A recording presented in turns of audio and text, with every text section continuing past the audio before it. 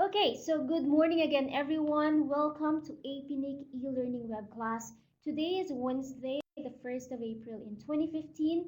As you know, every Wednesday is e-learning day for us over here. And this is the first time that we are going to do 3 sessions. So we've changed this a little bit. If you have been joining us for the past few years, we've changed the schedule. So now we are doing it at 11 in the morning, at 1 o'clock in the afternoon, and at 3 o'clock in the afternoon. So 3 sessions all throughout the day, 1 hour per session. Now, this first session that we are going to cover, as I've said, is about Internet Resource Management, specifically about IP addresses. How are we going to go through the process of requesting IP addresses? Now, it's before we go through that, I'd like to introduce myself very briefly. My name is Cheryl Hermoso. I'm a part of the training team. I work for IPNIC and I've been working with them for the past 3.5 years. Um, Here, as you can see, some of the things about myself and some of my specialties and interests: network security, IPv6, basically network technologies that we also deliver face-to-face or e-learning to the members of the internet community. So those are the things. If you have any questions among them, please feel free to ask them at any time. You have my email address over there too.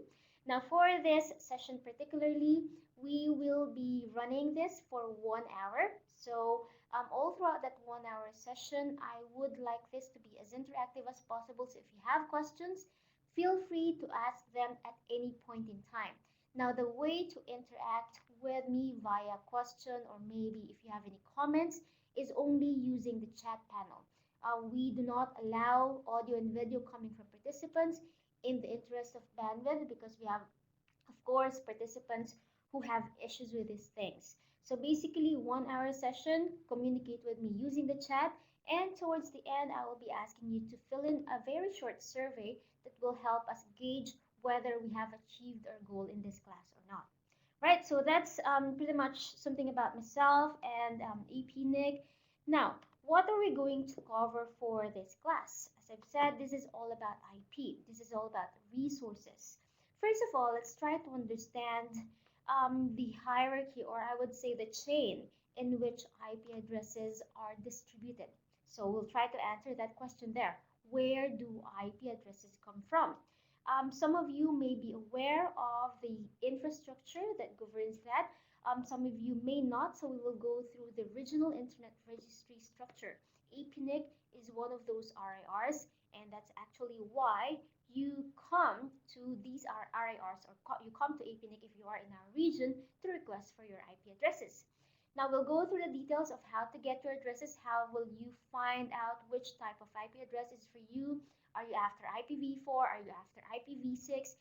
Is this a first time request or a first allocation? Or is this a subsequent allocation? Maybe you already have IP address before and you want to have more IP addresses. What are the criteria of getting them? What are the limits, if there are any, on how you can do those requests?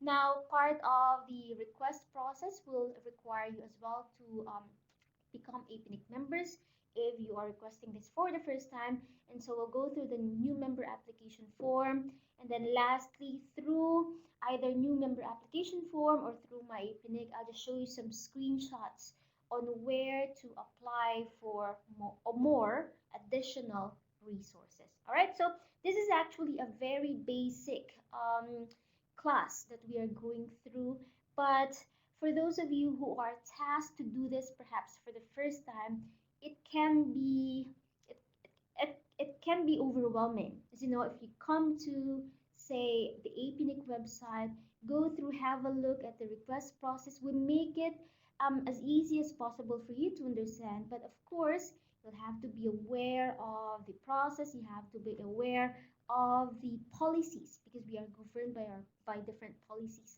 All right, so let's try to make this as easy as possible for everyone. Again, if you have questions on any of them, please feel free to ask them, right? Okay, let's begin with the very first item in our outline. Where do IP addresses come from? You know, what exactly is an IP address? Here we're talking generally about two things: IP version 4 and IP version 6. Now, we're not going to make very big distinctions between them because they're all IP addresses. They all are required, or we can use either of them to assign to your servers, to your network, to your host, right? But basically, what is the chain that we're going through? First of all, we have standards, okay? Why is standard important? Because this is where we define what is the range of IP addresses, how are we going to assign IP addresses and things like that. So that is done through IETF, or the Internet Engineering Task Force.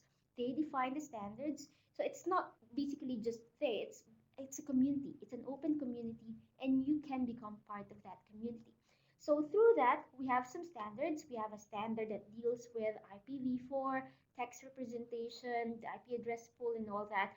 We also have a standard that deals with IPv6, right? So from there, there is a group called IANA, or the Internet Assigned Numbers Authority, that holds and manages the entire IP address pool. Okay, basically they are managing the entire number resources. And when we talk about number resources, we mean IPv4, IPv6, and another thing that which you might be familiar with is AS number, or autonomous system number. So basically, all number resources are managed as a whole by this organization called IANA, or the Internet Assigned Numbers Authority.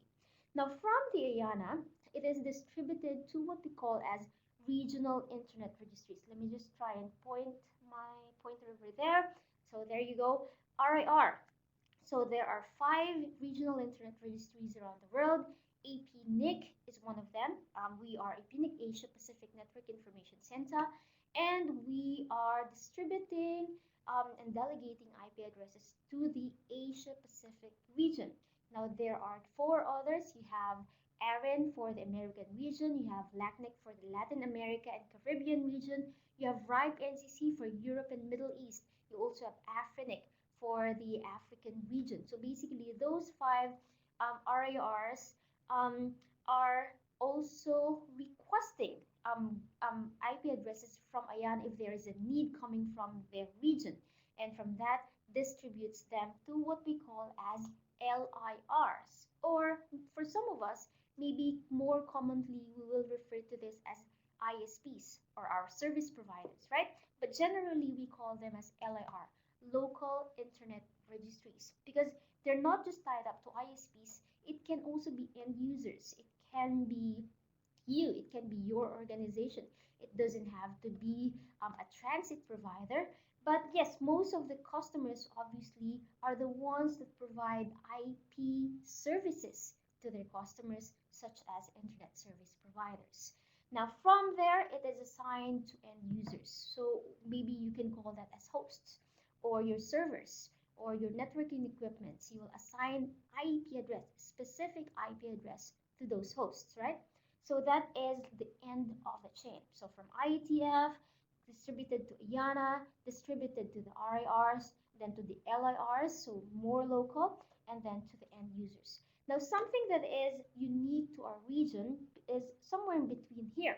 Between the RIR and the LIR, we also have what we call as an NIR, or the National Internet Registry. So there are many economies that have their own NIRs. So most likely you will go to that NIR to request for your IP address block, and not directly to APNIC or the RIR. Okay? Now, another thing that I want you to understand from here are some terminologies that are very, very important. Things like, you can see that there, allocation. This one is another allocation, and this one is an assignment. So what's the difference between them? Allocation and assignment, you can see this all throughout the policy. If you go to apnic.net/policy, we have there some criteria for requesting your IPv4 or IPv6 address, and you will see these 2 terminologies. What is allocation? If you are an LIR, if you are in the business of distributing maybe internet service to your customers, at the same time assigning smaller blocks of these IPs to your customers, Then, when you come to APNIC and request for your IP address, you request for an allocation. Why is that?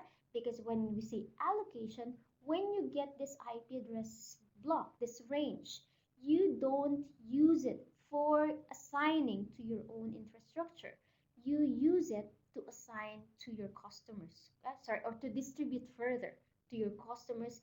Then your customers will assign it to their infrastructure. So I hope you see the difference. So when it's assignment, when you receive that block from the RIR or from your upstream provider, then you will now use that to assign to your network infrastructure. All right? Does that make sense, everyone? So I hope that is clear enough. We'll go through some more details of that as we go on. Now, this is the RER structure. I have mentioned that there are 5 regional internet registries around the world.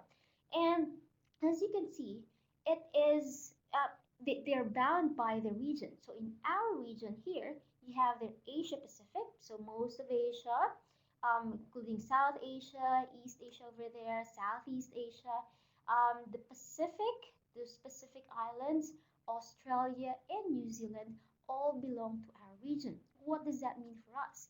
If you are in this region, if you're operating your business, your ISP, your LIR in this region, then you come to APNIC to request for your IP address block. Can you now request from LACNIC, or can you request from maybe RIPE NCC?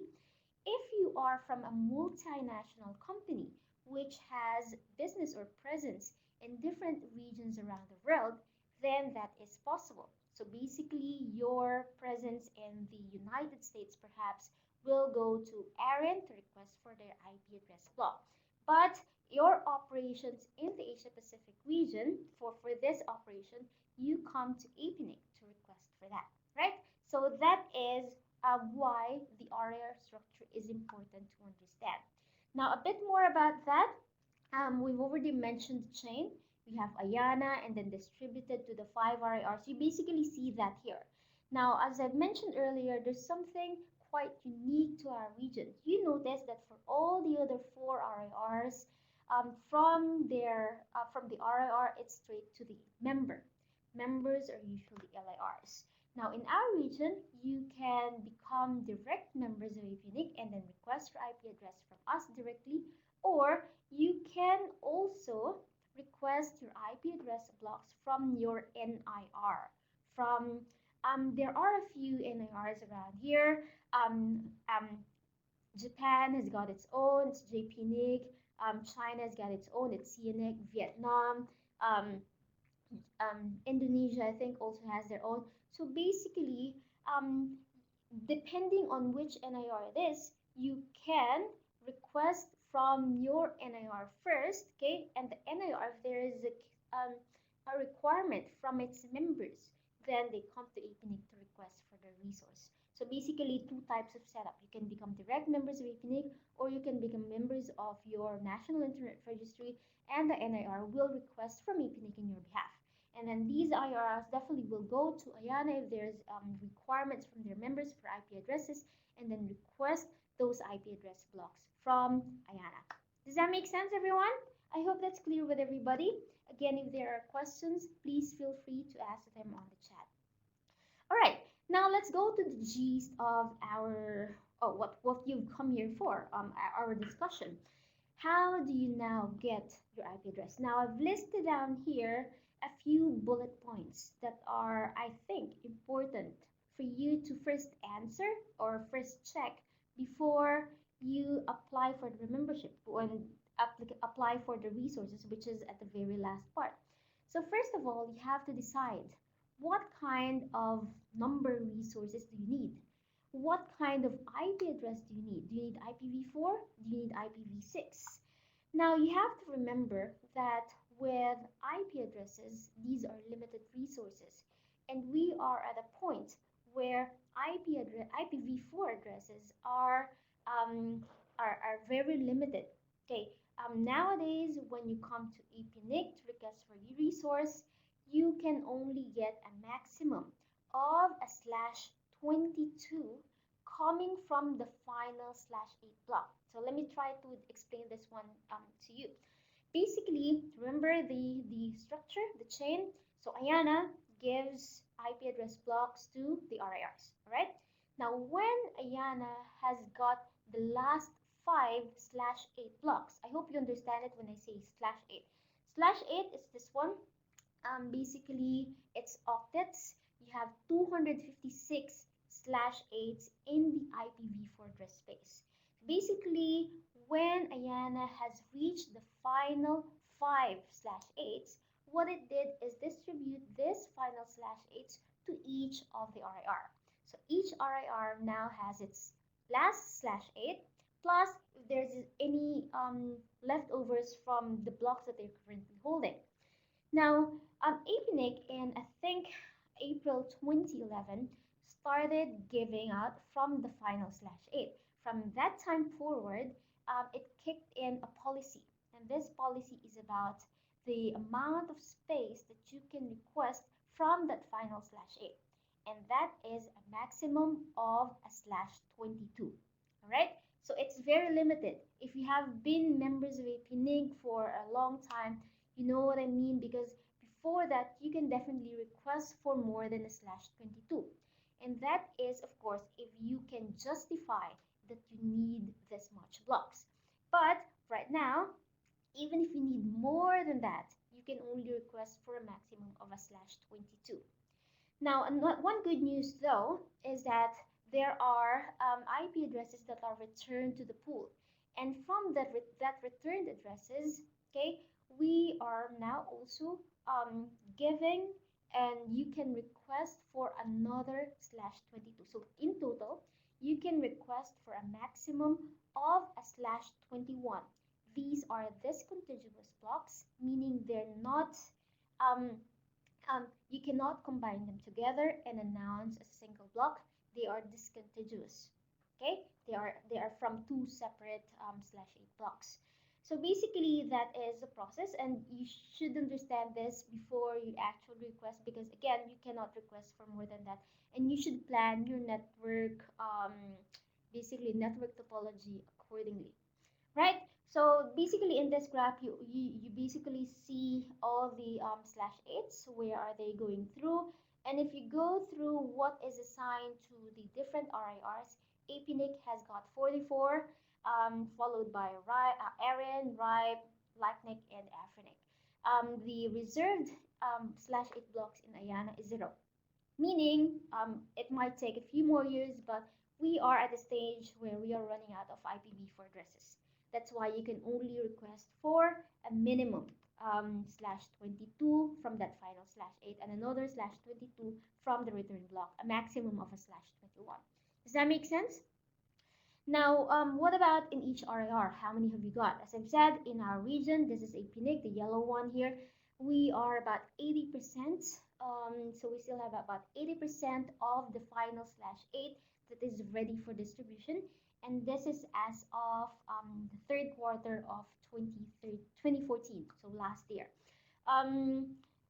You just need to be aware of that. So now, can you request for IPv6? How many of you here wanted to request for just IPv6? Anyone? Anyone we have about 8 participants in the class.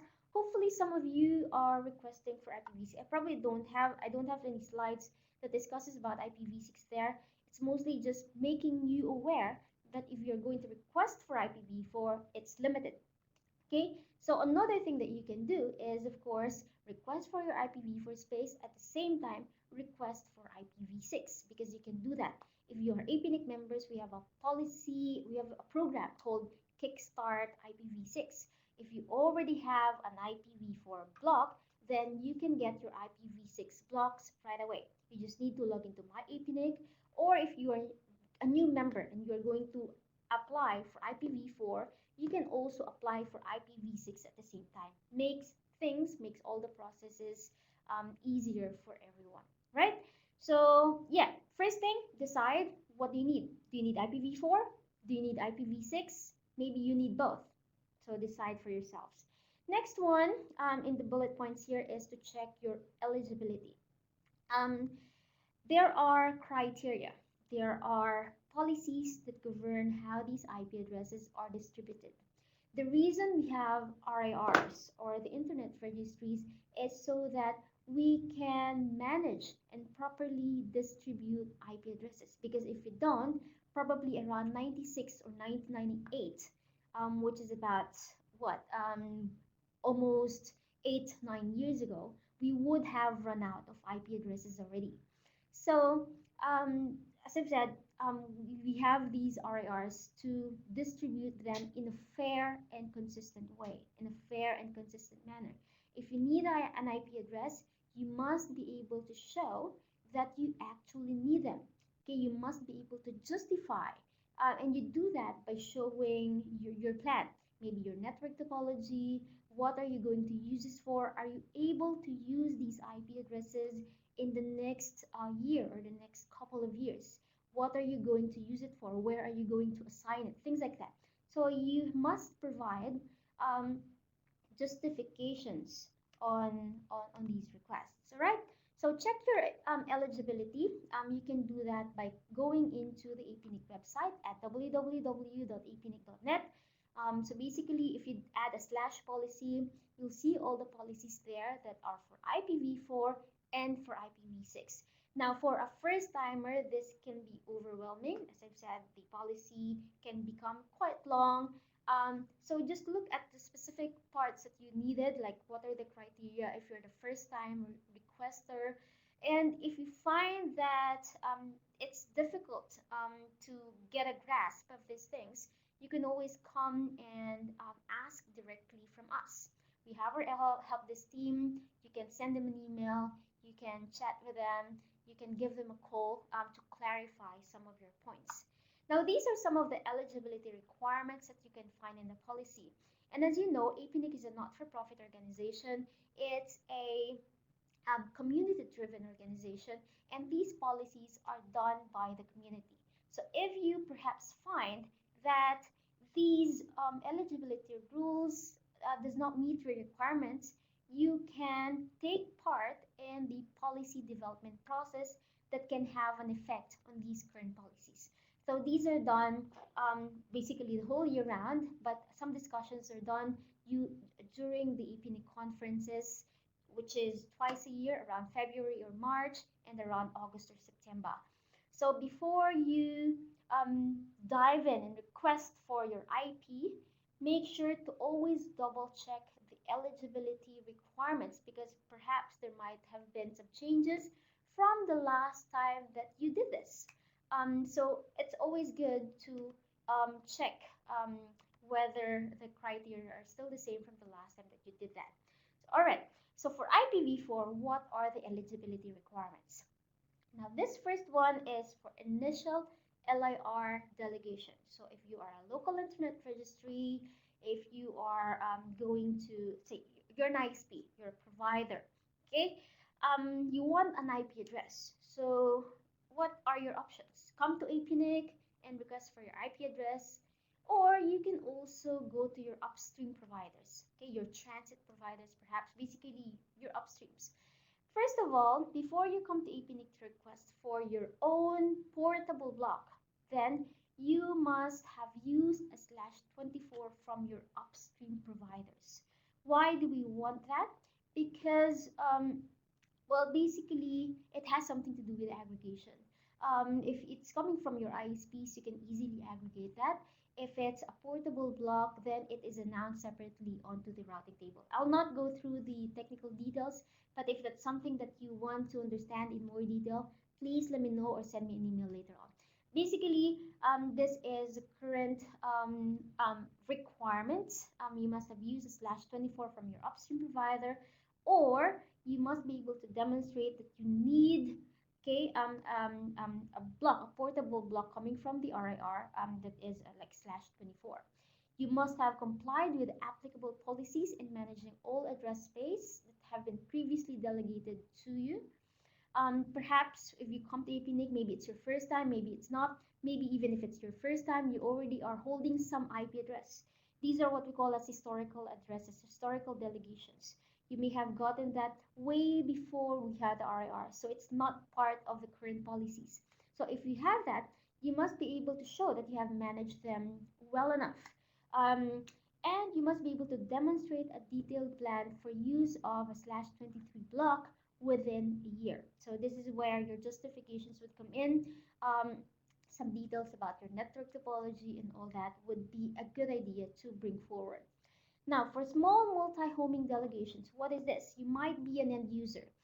As end users, you might want to have your own portable address. What is a portable address? It's an address that you got from the RIR, okay, that you assign to your infrastructure. And this is, you can retain using this IP address block even if you switch upstream providers. So let's say I have a company. Okay, it's maybe a small enterprise company, something like that. And then I have two upstreams, upstream A and upstream B. Okay, in that sense, I am multi-homing. I have at least two upstream providers that are separate from each other with different routing policies. Um, Now, I may get my IP address block from my upstreams, right? That's non-portable address. But what if I want or I needed a portable address, something that I can only get from the RIR? I can do that, okay?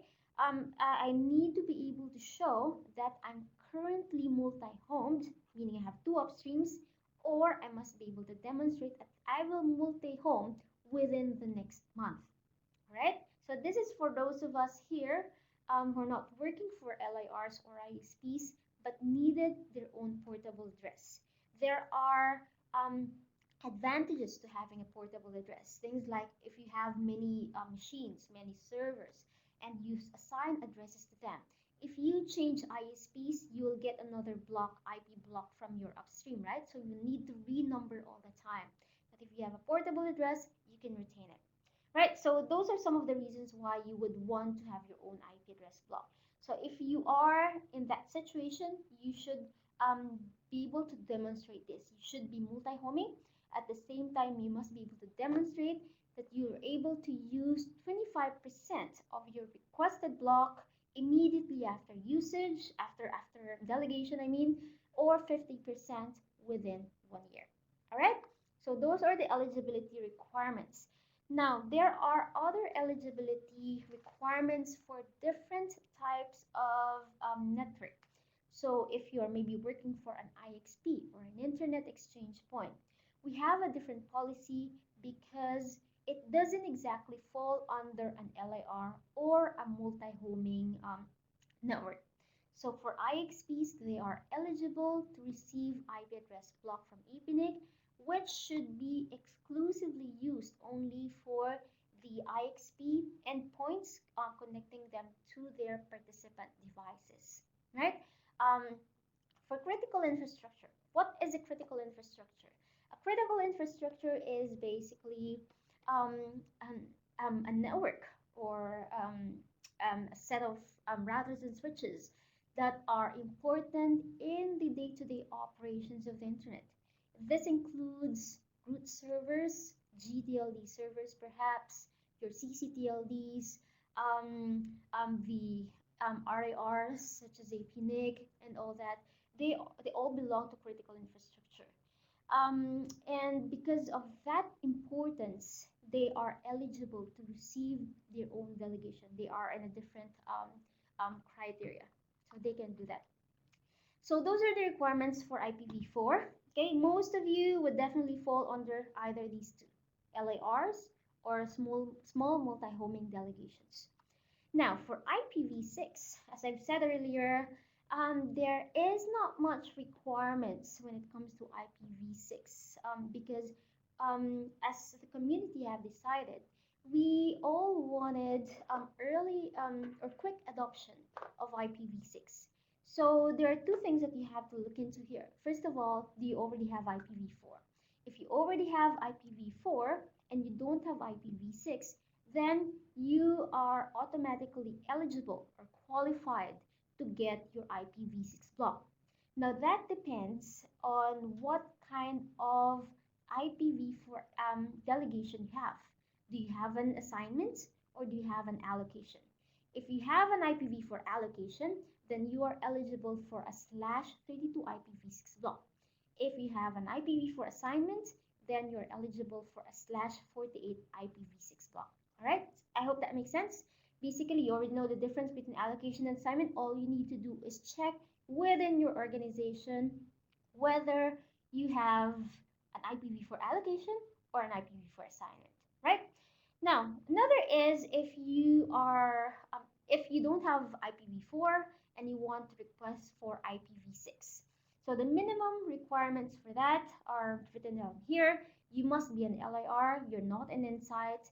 You must be able to show that you plan to introduce and assign IPv6 addresses to your network and announce your IPv6 prefixes to the global internet within the next 2 years. And you must meet one of these requirements. So basically, just have a look at this. If you're able to achieve this or not, then you're eligible to request. So those are the policies. We've gone through them. Basically, you must be familiar with those policies that we have discussed. So those are just the eligibility requirements, but from that, you also need to know what block sizes can you get. Okay, we've already discussed quite a few of them. We've discussed the difference between allocation and assignment and what you can get and what you should request depending on your situation. Now, what are the sizes of these blocks that you can receive? Again, that depends on um, the type of network that you have. If you're an IXP, if you're critical infrastructure, if you're a small multi-homing organization, or if you're an LIR, that will decide, or that through that will will make sure or will depend what kind or what size of block you will be able to get. All right. So become familiar with the policies. Check apnic.net/policy. All right. And the last part, any questions so far with those three different points that we have discussed? No, none? Good, very good. So the last part is the actual application for resources. And if you don't have resources yet, and if you're not an APNIC member, then membership is a requirement. They come in hand. If you are going to request for an IP address block from the RIR, from APNIC, you must become an APNIC member.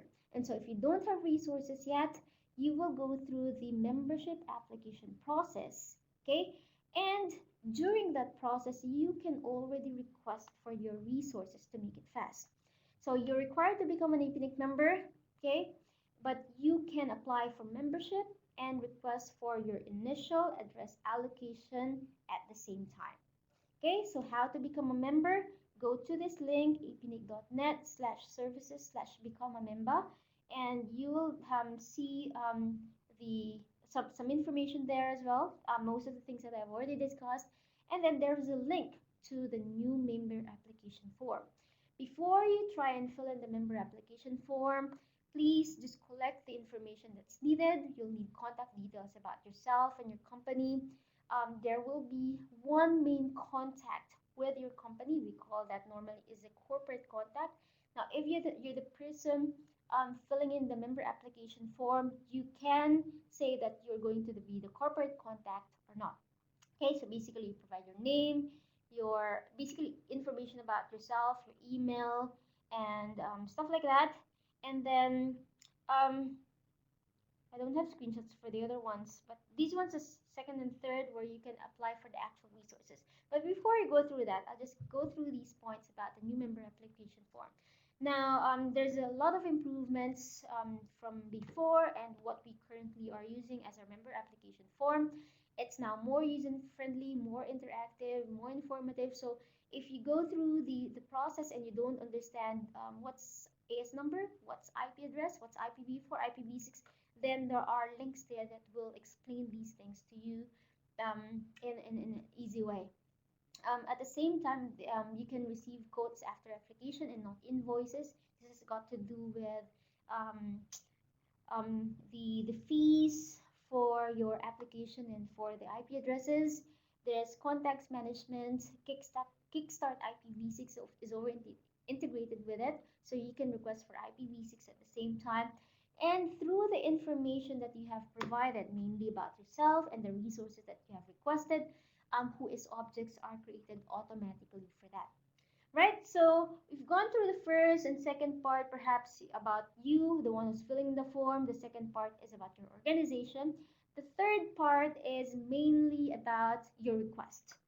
What kind of resource are you requesting? Are you requesting for an IP address? Basically, it's what we're discussing now. So if you want to apply for a resource, what type of IP? Is it IPv4 only, IPv6 only, IPv6/32, IPv6/48, things like that, you'll be able to answer in here. Okay. Next is we can also apply for AS number. So if you needed an AS number to go with your IP address, you can also apply for that at the same time. Notice that with this one, I won't go through the details of this, but you should be able to provide two networks that you're peering with. Okay. A question from Makbul Ahmed. Do I need membership first before applying for addresses? Yes, definitely. Um, Notice here, for initial IP address, if this is the first time that you're going to request for an IP address, membership is needed. You're required to be an APNIC member. But the good news is, the moment that you decided to request for address and apply for membership, you can do the process all at the same time using this new member application form.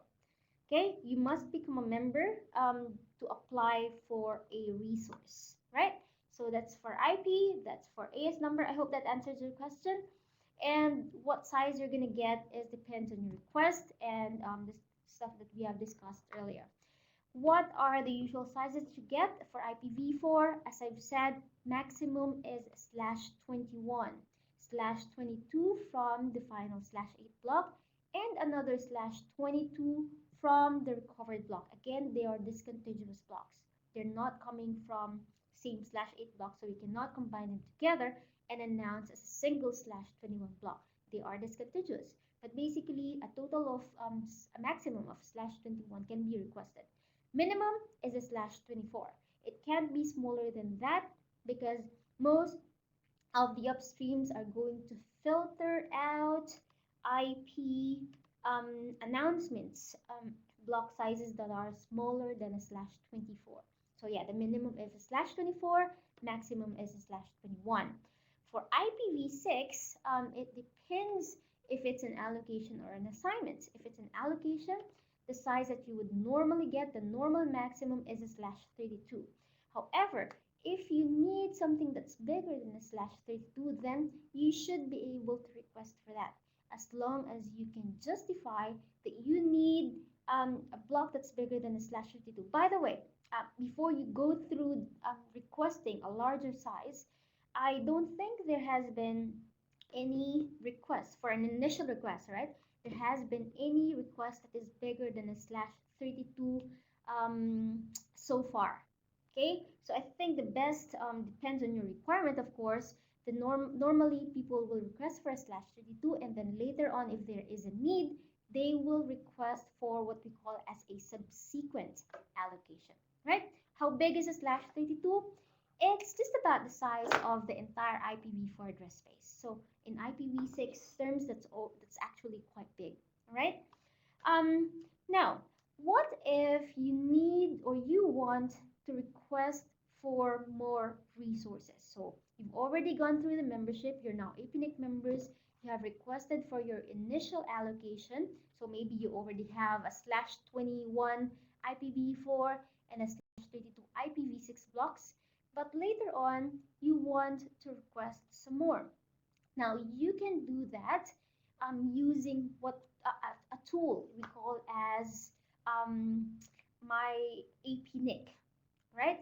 For my APNIC, you can see there, once you're logged in, you'll be able to see some request forms for additional IPv4, IPv6, and AS numbers.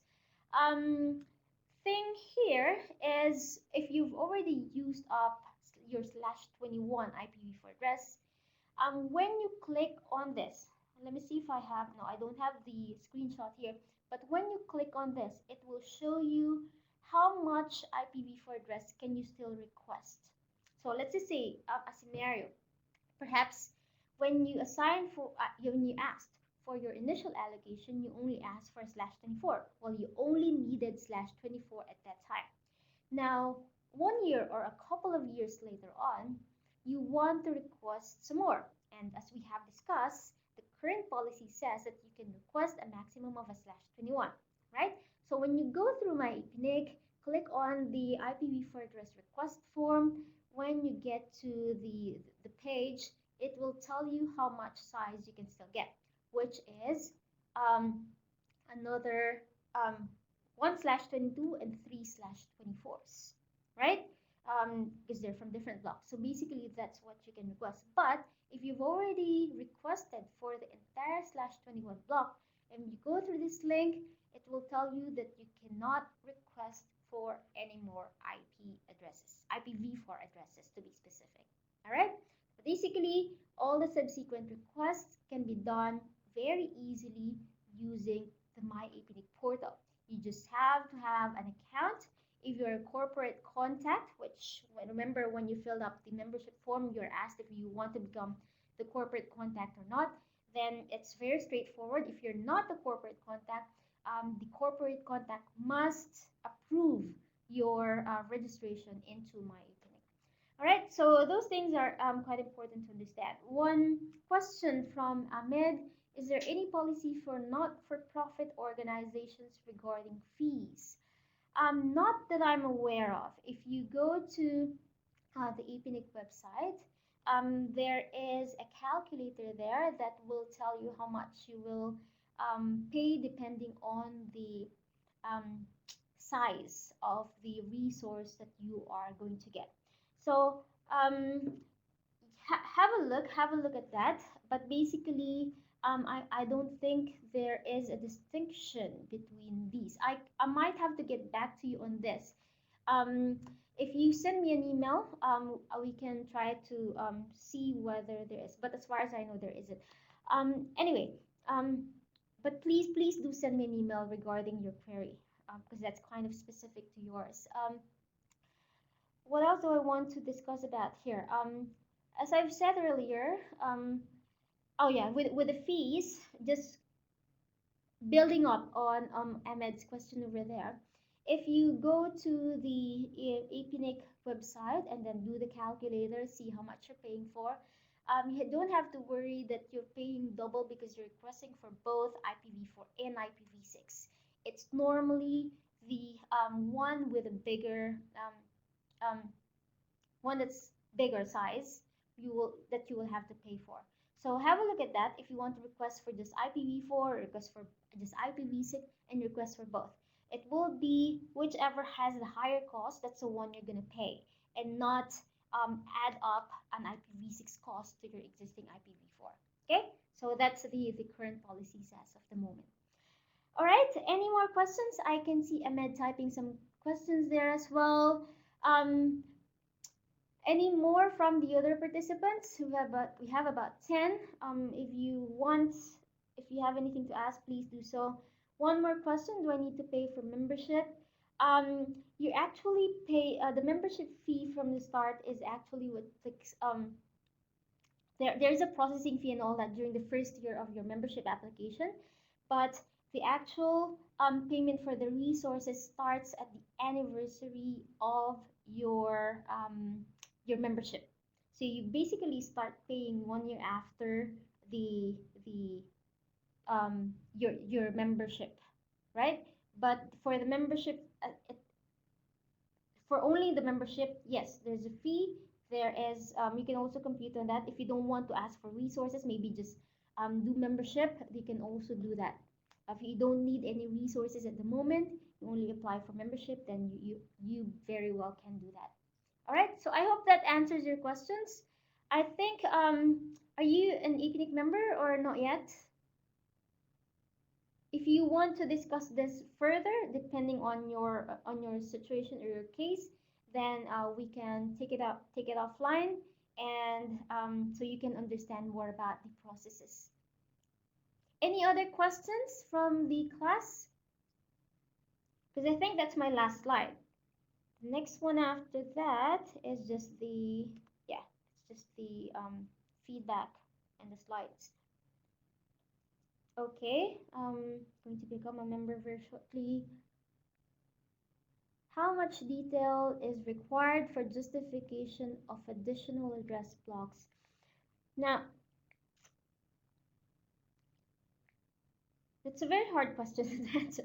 I'm not the one who is evaluating this, but if you can provide as much information as you can, it will make the evaluation process easier. So if it's just like basically what people would do is um, give their address plan, provide their network topology, provide the projection of customers that they're going to get for the next couple of years. And from there, basically, that will be your justification for the block size that you are requesting.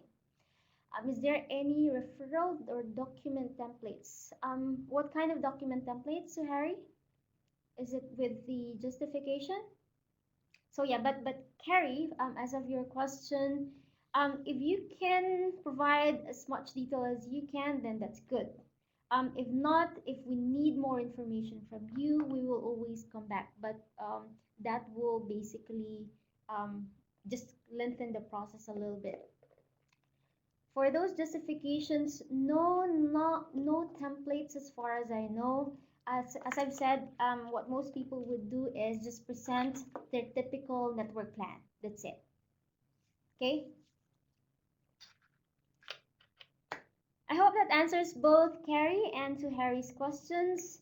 Don't worry too much about making it too ambiguous, too vague, or too detailed.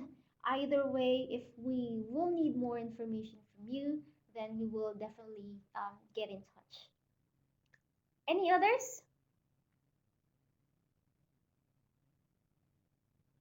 So more people are typing in. But for those who don't have any questions, I'm sure you're just contemplating things for now. If you're not APNIC members yet and you actually need IP addresses, then this is a good venue to ask questions. If not, you can always come to us and seek help from our help desk team. Um, and or send me an email. My email address is in the slides. If you want a copy of the slides, it's in our FTP page. Please fill in the survey. I'm not sure this should be clickable. Please click on this link and please do fill in. It's just a short survey form that we needed to make sure that we have achieved our goals here. And if you have any suggestions for future sessions on this particular topic. So Harry has another question. If I have an address block from other region, can you use an ethnic region? Yes, definitely. Um, okay.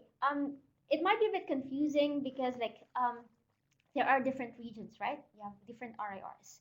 When you need an IP address block from, say, your presence, your company in the Asia Pacific region, you definitely would come to APNIC to do that request. Now, when you do that request, you will also provide which blocks you already have. It doesn't matter where it came from. Maybe you requested that from other RIRs. You should also say that you have these blocks coming from, let's say, ARIN or coming from RIPE NCC, right?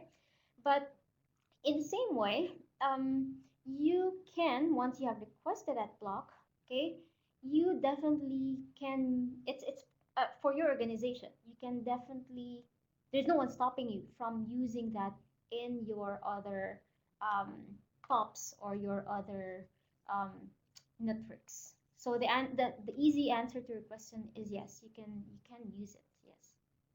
It's not like we can police that and then tell you not to use it. No, we don't have the capability of doing that. Any others? Does that answer your question?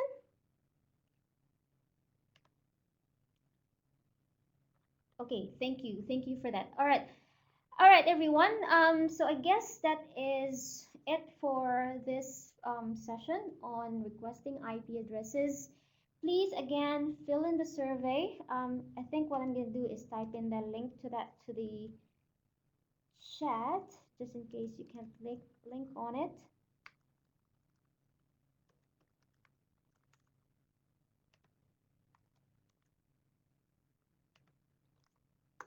Here's a link to that survey. If you want a copy of the slides for here and for later sessions, let me just grab a link for you. That's the FTP page, and please revisit this if you need more information. Again, thank you very much, everyone, for your time and for your attention. Thank you very much for participating and asking those questions.